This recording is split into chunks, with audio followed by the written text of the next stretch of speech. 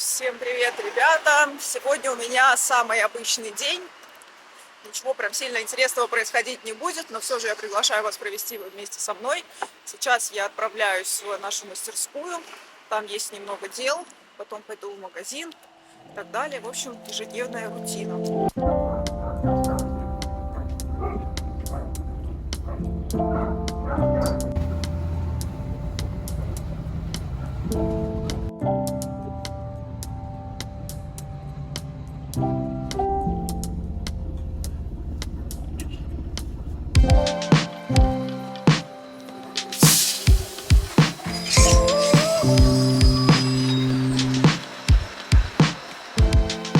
Собственно, вот я и приехала до работы.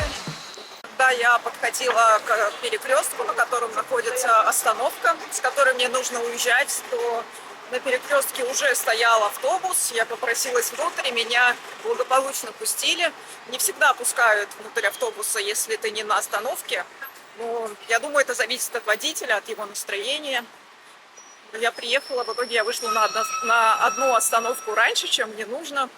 Никак не могу сориентироваться, запомнить маршрут до работы, до мастерской, потому что очень похожи все улицы. Но сейчас мне нужно зайти еще в магазин и купить воду. Какова красота!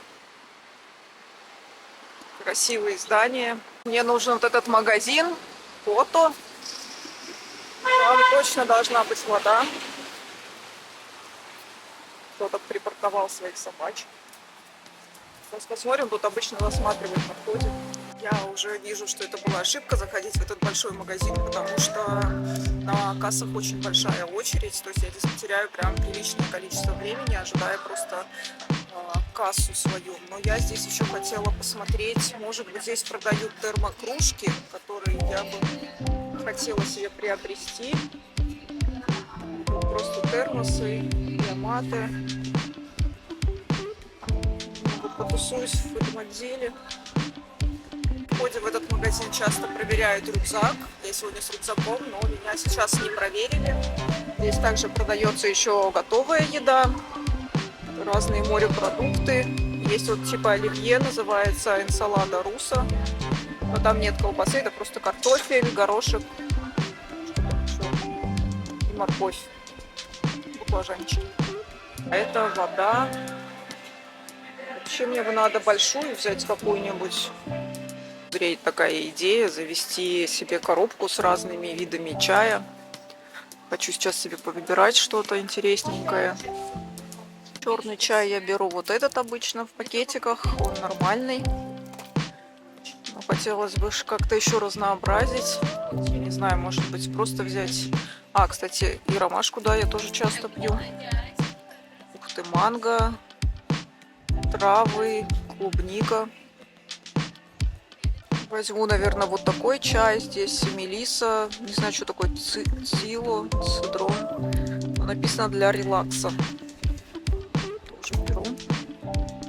И какой-нибудь один фруктовый, потому что к этим лучше на самом деле не привыкать, потому что это все-таки не совсем натуральный. Наверное, манго. Также здесь есть чай с корицей, есть яблоко с корицей и есть просто корица. Вот этот выглядит очень заманчиво. Наверное, возьму его.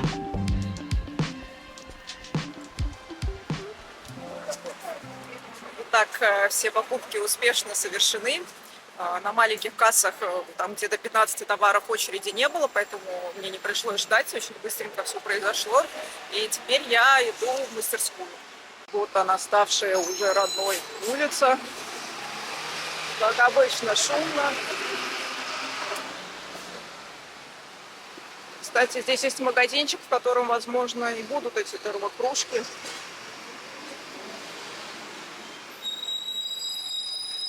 Но я сейчас полностью забита, у меня и рюкзак, и сумка большая, поэтому, наверное, все-таки попозже зайду. Ну да. Так, захожу внутрь. Мне нужно на 11 этаж. Ну да. Заходим внутрь.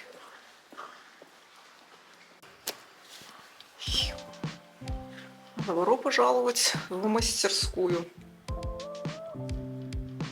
Тут, кстати, в Аргентине не заморачиваются прям с точными сдачами. Например, она мне должна была, кассир, дать сдачу 3 песо, но дала монетку 5. Часто, когда не хватает, там, например, что-то стоит 140 песо, можно купить за 100, если у тебя нет мелочи или если у кассира нет сдачи. Мастерскую мы решили все-таки закрывать, потому что все-таки она у нас не переросла из хобби в какой-то бизнес какой-никакой. Забирает она сил, времени много, а дает мало. То есть очень много было. Были такие фундаментальные ошибки, которые были изначально. У нас не получилось снять подходящее помещение, мы не смогли найти швею, потому что могу рассказать коротко, что те швеи по коже, которые шьют хорошо, они все заняты заказами там на год вперед, они работают с одними и теми же брендами, и, естественно, они берут у них заказы. А те, кто свободных швей, они шьют плохо. Мы нарвались на несколько таких швей, просто потеряли кожу, время, нервы и решили больше не экспериментировать. Вот такая история. То есть самое основное у нас не получилось сделать изначально. Мы думали, что сами все как-то вытянем, но нет, это был только вопрос времени, когда у нас закончатся силы и энтузиазм. И вот спустя 5 месяцев они закончились. Сегодня я пришла в мастерскую, чтобы раскроить оставшуюся кожу. У нас осталась вот такая синяя, часть я уже вырезала деталей. Она очень такая тонкая, мягкая, но прочная, хорошая кожа. Из нее будем шить рюкзак с подкладом. Также у нас еще осталась кожа. Здесь лежит, это тоже такая же синяя, есть такая коричневая, есть темно-коричневая более. Вот это вот еще осталось карамельная с принтом. Короче, еще можно будет что-то сшить. Также осталось много обрезков кожи, которые тоже жалко выбросить. Но из них я шью вот обложечки на паспорт. Вот такие обычные, простые. Не дошито, у меня шпулька кончилась, надо поменять нитку. Почему я говорю, что мы не смогли снять подходящее помещение? Потому что изначально мы планировали снять мастерскую на первом этаже, чтобы это вот как ремонт одежды, как ателье работают, примерно что-то похожее, чтобы было видно, что работают люди, есть какая-то небольшая витрина. То есть это было бы прикольно. Но нам отказались сдавать что-либо на первом этаже, потому что сказали, нужно подтвердить свои доходы именно в Аргентине, что мы здесь получаем деньги в течение 6 месяцев, что мы зарабатываем здесь. Это было важно для тех, кто сдает помещение.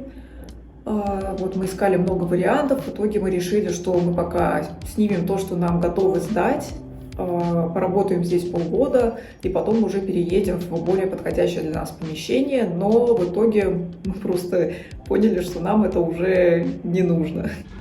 Такой у нас вид из окна. Я уже рассказывала, что наше помещение пустовало 15 лет. Потом нам его сдали. Вот, например, смотрите, у соседей какой вид. Какой это Пентиум, кто знает. Тоже заброшенный такой офис. У меня уже пришло время обеда. Сегодня я никуда выходить не буду. Поем вот такую лапшу. Так внутри выглядит. Я залью, наверное, немножко побольше. Потому что в прошлый раз мне не очень понравилось. Показалось мало кипятка. Вот так нормально. А по поводу чая могу сказать следующее, что вот в этом, который с манго вкусом, вообще оказалась соя в составе, я прочитала. Здесь корица настоящая и ароматизатор яблока, то есть это нормальный чай. И самый хороший оказался вот этот. Здесь просто травы в составе. Не знаю, сейчас какой-нибудь из этого выберу. Я себе отложила несколько пакетиков, остальное все понесу домой. Так, моя лапшичка уже заварилась, макарошки.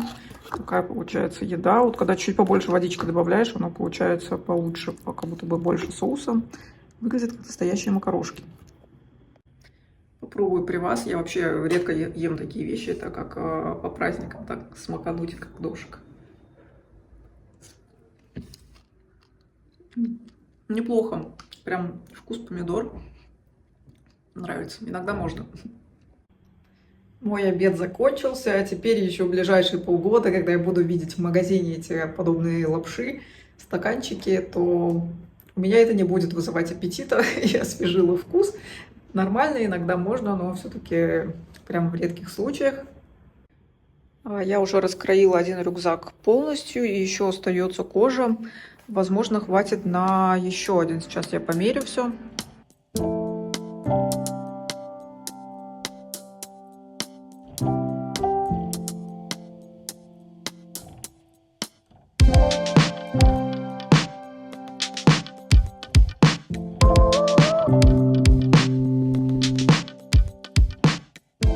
Так, вот 2 рюкзака, кожи хватило, к счастью. Теперь мне нужно раскроить подклад. Подклад — это хлопок стопроцентный, габардина, кажется, называется эта ткань. Подклад будет черный. Ух, наконец-то я закончила раскраивать. Теперь мне нужно будет подождать мужа, когда у него будет время, он придет и сошьет это все, потому что я хорошо шить не умею. Я еще хотела рассказать. У нас, в принципе, все друзья, знакомые знали, что мы ищем швей. Мы искали на тот момент швей. И нам одни знакомые рассказали, что вот есть одна семья, они занимаются раскроем кожи для одного известного бренда. Здесь большой, его все носят, все любят, хороший бренд. И они жалуются, что у них мало работы, что им приходится работать еще в других местах, чтобы покрывать свои расходы на жизнь. И мы так подумали, ну, это вообще полдела, если бы у нас было все уже готовое, раскроенное, нам бы было намного легче шить. И мы так попросили контакты, попросили их номер, но в итоге они нам отказали, сказали, что работы у них много. Мы спросили, ну ладно, хорошо, может быть, у вас есть контакты швей, которые тоже шьют для этого бренда, потому что бренд хороший, опять же, нам нравится, как они шьют. И они сказали, нет, все заняты, у всех много работы. Короче, вот такая история. То есть... Эти 2 рюкзака мы шьем на продажу, можете заказать их в Инстаграме, написать, оставлю ссылку под видео. Примерно вот такого размера они получаются. Я тоже ношу наш рюкзак, такой офисный, небольшой. Вообще это такой задуман для офиса, для того, чтобы носить с собой ноутбук, например.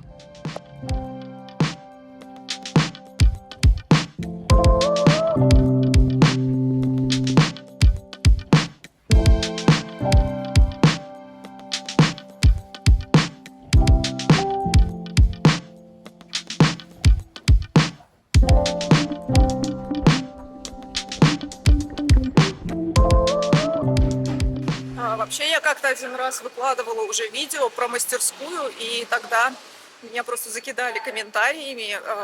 Я показала, что мы шьем, и начали говорить, что мы шьем все не то, ошейте-ка штаны, ошейте-ка куртки, делайте обувь и так далее. Вообще такие, на мой взгляд, неадекватные комментарии, потому что мы много сил вкладывали в разработку того, что мы шьем, заказывали дизайн специально у дизайнера, платили за это деньги немалые. И вот эти комментарии меня сбили с толку, и я выключила это видео, просто убрала его из доступа. Вот. И записывая это видео, я понимаю, что мне будут писать примерно то же самое, но все же я считаю, что кому-то, каким-то людям будет это очень полезно. Кто-то для себя что-то найдет, кто собирается открывать какой-либо бизнес здесь, в Аргентине. У меня есть еще одно предположение, почему отказывались брать наши заказы. Возможно, потому что здесь вот маленькие мастерские, так же, как и мы, работают по монотрибуту. И там государство полностью контролирует, за какую стоимость ты можешь продавать максимально свои услуги или товары. И также, если ты зарабатываешь больше, продаешь больше, то у тебя меняется налог, тебе нужно будет платить больше. То есть ты больше работаешь, но зарабатываешь меньше. Вот такая схема, возможно, поэтому не все хотят с этим связываться. Я пришла на остановку свою. Автобус только что уехал, на остановке никого нет. Они часто друг за другом ходят, и вот мой автобус едет, 140-й. Сейчас я его буду ловить. Ловлю рукой.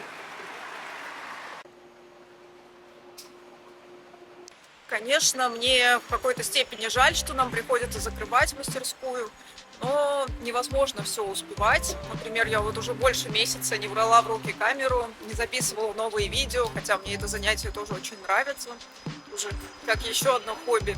Поэтому приходится чем-то жертвовать. Чем мы будем заниматься дальше, тем же, чем и до мастерской. Мы работали в IT с мужем, так что будем искать новые проекты.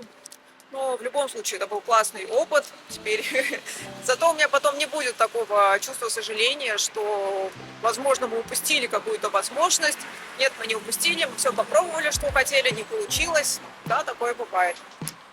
Вот, пишите комментарии, пожалуйста, ставьте лайки. Спасибо, что посмотрели, что выслушали. И до встречи в следующих видео. Пока-пока. У меня теперь мешки под глазами стали меньше. Уже стало лучше, время на себя появилось. Так что все к лучшему.